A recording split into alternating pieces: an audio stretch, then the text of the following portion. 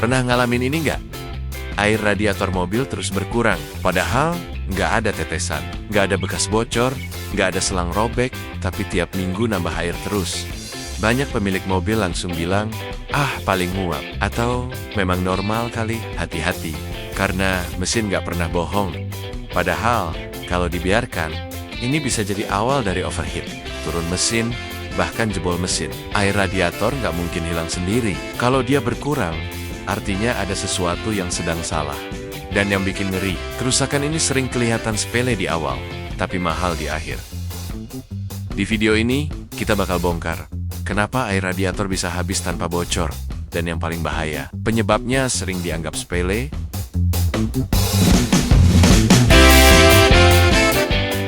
Problem pertama, realita yang banyak orang alami. Secara logika, sistem pendingin mobil itu tertutup. Kalau air berkurang, seharusnya ada bocor. Tapi kenyataannya, banyak mobil datang ke bengkel dengan keluhan. Air radiator rajin diisi, mesin mulai gampang panas, tapi tidak ada kebocoran yang kelihatan. Padahal kenyataannya, setiap tetes air yang hilang, itu satu langkah lebih dekat ke overheat. Dan overheat nggak pernah minta izin. Dan inilah yang bikin bahaya, karena masalahnya, diam-diam merusak mesin dari dalam.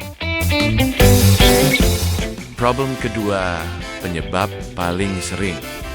Pertama, tutup radiator bermasalah. Ini paling sering. Banyak orang fokus ke radiator, tapi melupakan tutupnya. Padahal tutup radiator punya fungsi penting, menjaga tekanan, mencegah air mendidih, mengatur aliran ke tabung reservoir. Kalau tutup radiator lemah, tekanan bocor, air terdorong keluar, tidak pernah kembali ke radiator. Akhirnya, volume air berkurang pelan-pelan, tanpa bocor, tanpa disadari. Kedua, air menguap karena tekanan dan suhu tidak stabil. Kalau kipas radiator lemah, termostat tidak normal, atau sirkulasi kurang lancar, air bisa mendidih secara lokal, bukan overheat total, tapi cukup untuk menguapkan air sedikit demi sedikit. Ini yang sering bikin orang tertipu. Mesin belum overheat, jarum suhu masih normal, tapi di titik tertentu, air sudah mendidih lokal. Terjadi saat macet, AC nyala, kipas lemah, termostat mulai capek, air menguap, pemilik mobil nggak sadar apa-apa, dan ini sering terjadi saat cuaca panas. Problem ketiga, penyebab yang lebih serius. Pertama, kebocoran halus yang tidak terlihat. Ada kebocoran yang tidak menetes, langsung menguap karena panas mesin, hilang sebelum sempat jatuh ke tanah. Biasanya terjadi di selang kecil, sambungan radiator hairline crack. Secara kasat mata aman, secara teknis berbahaya. Kedua, air masuk ke ruang bakar. Ini yang paling ditakuti. Kalau air radiator terus berkurang, knalpot keluar asap putih tipis. Mesin mulai tidak stabil. Stop, anggap sepele.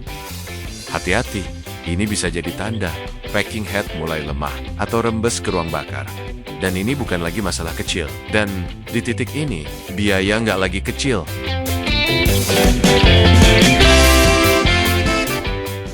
Problem keempat, kesalahan fatal pemilik mobil. Kesalahan paling sering, yang penting ditambah. Masalahnya, air cuma menutupi gejala, bukan menyelesaikan sebab. Mesin tetap rusak dari dalam. Padahal, nambah tanpa tahu sebab sama dengan menunda kerusakan. Mesin bisa overheat mendadak. Risiko biaya besar makin dekat. Kesalahan lainnya, pakai air biasa, campur coolant sembarangan. Isi radiator saat mesin panas. Masalah kecil jadi masalah besar.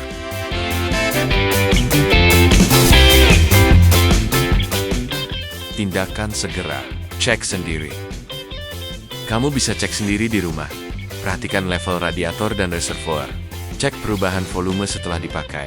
Lihat apakah ada tekanan berlebih di selang. Perhatikan kipas radiator saat AC nyala. Cek tutup radiator. Harga murah, tapi krusial. Waspada. Kalau air radiator turun, tapi reservoir penuh, selang radiator keras. Kipas sering nyala lama. AC bikin suhu naik, bau air panas dari kap mesin ini bukan kebetulan. Ini peringatan. Kalau air berkurang tapi tidak balik, itu bukan normal. Kesimpulan, air radiator yang sering berkurang bukan masalah sepele. Mobil mungkin masih bisa jalan hari ini, tapi kerusakan bekerja diam-diam di dalam mesin. Ingat, mesin rusak jarang terjadi mendadak. Biasanya dia dikasih tanda, tapi tandanya sering kita abaikan. Kalau kamu pernah ngalamin hal ini, tulis di komentar, biar pemilik mobil lain gak jatuh di lubang yang sama.